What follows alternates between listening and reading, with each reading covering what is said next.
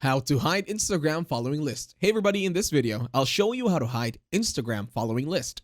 To start this tutorial, open your Instagram application in your mobile device. Once you are now on your Instagram, the next thing to do right now is to go over and click on your searches.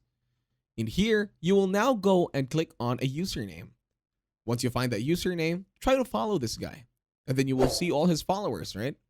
You can see his list. In this case, I'm showing you an example of me trying to look at another person's following list. Now, there is a way to hide this. Allow me to just switch accounts. Now that I have switched accounts, the next thing I'm going to do here is go to my profile. I'll tap on the three horizontal lines on the upper right and then go to settings. Once I am in settings, I'll tap on privacy and then turn on private account. You'll know it's turned on when it has a blue icon already.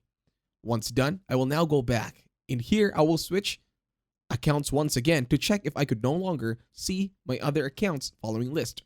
As I search on them, when I refresh my page, I could only see the numbers, but I cannot click the followers or the followings.